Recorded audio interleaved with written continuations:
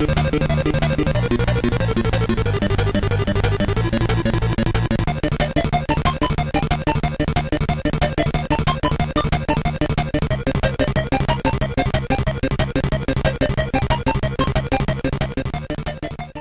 everyone, MegaFreak400 here as your host, and what we're going to do today, well, it's Thanksgiving if anyone is paying attention, so what better way to spend a Thanksgiving than going through a dark, scary castle to defeat a gigantic penguin.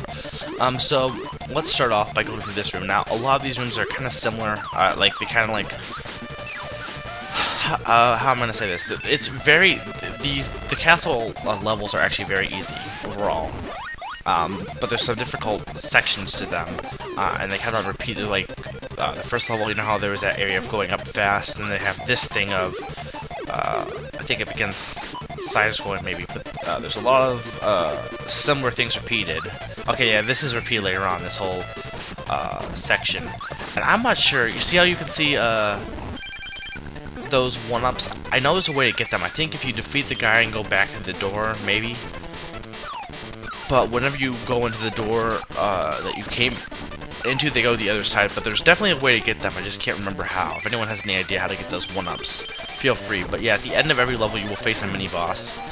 So every level will have one of the mini-bosses. This is Master Green for this one. It's kind of a cool. It's kind of like, you know how they have, like, I think in Kirby's Adventure they had the whole mini-boss tower. Well, it's kind of like that, but instead of having it just one level be mini-bosses, each level has a mini-boss.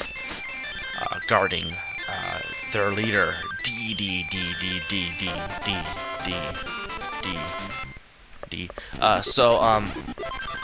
yeah, I'm gonna finish this tomorrow. Actually, tomorrow's gonna be a very short episode because I wanted to save the final battle for Monday, just for the sake of I don't know, because so while I'm doing this, because there's not much else to talk about. Oh, Rickroll. So while there's not much else to talk about, I'm going to talk about something I've been doing lately. I've been killing Rick the hamster. No, I've been I think I mentioned a while back, I've been trying to beat every Zelda game this year, right? So I had every game done, and since like the fall, I've only had 2 left to do. 4 Swords Adventure, which I first didn't have, but now I own it, which I'm still working on it. It's a long, and it's actually a very difficult game in terms of puzzling. Probably, I'd say the hardest Zelda in terms of puzzles. Not in terms of difficulty, in terms of, like, dying, but in terms of puzzles, it's very difficult. But it won't take too long, hopefully. I should be able to beat it by the end of the year. But that game, I have left to beat. Obviously, Spirit Tracks, but I'm probably not going to even get that until Christmas. But that one, as soon as I buy that, I will have to beat that one. And Zelda 2. Zelda 2, if anyone knows anything about Zelda 2, is very, very, very difficult. And, you know, people saying the game is horrible. It really isn't, though, because I'm really trying seriously to play it now. I'm at the 3rd palace. And the music is good, and just overall, it is an enjoyable, fun game. It's difficult as heck, but it's still good, you know?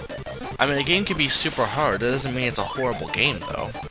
I mean, people enjoy games like Ninja Gaiden and Castlevania, which are good but hard games. And yeah, I know Zelda 2 isn't exactly the same thing as Zelda 1, but unless you actually seriously play it, and I mean, like, play it through all the way through, like, playing the first level or first palace isn't really gonna, like, you're not gonna get the full experience. You're not going to get all the enjoyment out of it that you can. So you kind of have to at least attempt to get through as much as you can to enjoy it. And I think that's part of the problem is, like, games, I know there's some people out there who don't like games like Kid Icarus, I know that's one of them, or like even Ninja Gaiden, or any games like that, that are considered good by a lot of people, but others consider them overrated, and I don't see why it's so good. But I think part of it is the games are difficult. So while those people might like difficult games, you know, you also have the issue that they can't get through them. So they might enjoy them, but they can't get through the game, so they only experience a little bit of it, and that little bit isn't really impressive. The thing is that you kind of, in my opinion, have to get through the whole thing to actually see see the bigger picture. You have to see the bigger picture, and if you only get through the first level of a game, you're not going to see that. That's the issue with hard games, is if the game was super easy, you could easily get through the whole thing and enjoy the fullness of it, but because it's hard and you can't get past the first level, you can't enjoy the full experience. So, with Zelda 2, though, yeah, it's not like Zelda 1, but you know what? Super Mario Bros. 2 wasn't like Super Mario Bros. 2, and you know what's interesting? There was one person I talked to who really enjoyed Zelda 2, but really hated Super Mario Bros. 2, and he was more a Zelda fan. And then Shadow Mario, from what at least so far, he really enjoys Super Mario Bros. 2, but he doesn't like Zelda 2. And I'm not saying he's not a Zelda fan, but he's more of a Mario fan, honestly. He's hosting Mario Trivia. Oh, why you hate you. At least off the top of my head, maybe he's changed his opinion, and he'll probably say that in the comments. Maybe. So, but the one thing that's interesting is because of that, is like, what games does he like better? Mario, so he's going to like Super Mario Bros. 2 more. And both of those are controversial games in the fact that they're not like the original. Both, however, have two things in common.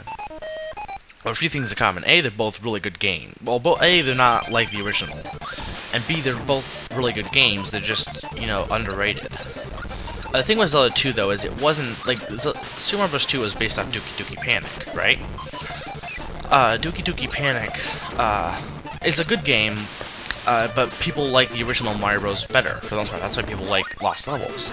Personally, though, Lost Levels has done less to the Mario series than Doki Doki Panic has. Doki Doki Panic has brought new characters, Shy Guys, Bombs, Birdo, for Birdo worse. But it's had a major influence on Mario as a whole. That's A. B, it's also, I think it was the first game that developed Luigi's personality of having higher jumps and being different than Mario. Every other game thus far had, well, there's only one, but the games thus far still had Luigi being not tall, being, you know, just a palette swap. And I think it was the first game that, even though it wasn't on purpose, it was actually basing him off another character. It was because of that he, I think it was partly because of that he got the personality. But anyway, that's Doki Doki Panic, or Zelda 2, or Super Mario Bros. 2, which it's a good game, you know, and it's difficult too. It's just people don't like change for whatever reason, so they're like, wait a minute, I like the old style, why are we changing it? But, you know, I think that's part of it. And then with Zelda 2, yeah, it's a different style, and yeah, it's hard, but it's still an enjoyable game overall. You know, it's still a good game. If you get past some parts of it, the music is fantastic. Even though the Iron Knuckles are such a they're such a pain to kill. They're the worst enemy in the entire game thus far. But, you know, it's still enjoyable. It's not the same as the other games. But, you know, since when did everything have to be the same? You know, they were experimenting, and while, I guess, I talked about yesterday about Digimon, right? Season 4.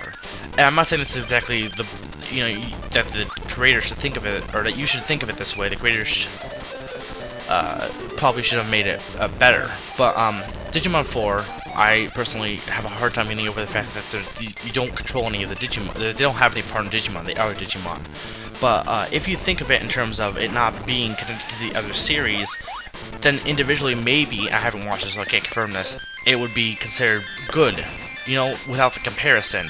So same with Zelda 2. If you don't compare it to the other series and compare it to itself, it's probably enjoyable. So this has been Mega400 reminding you to go do stuff.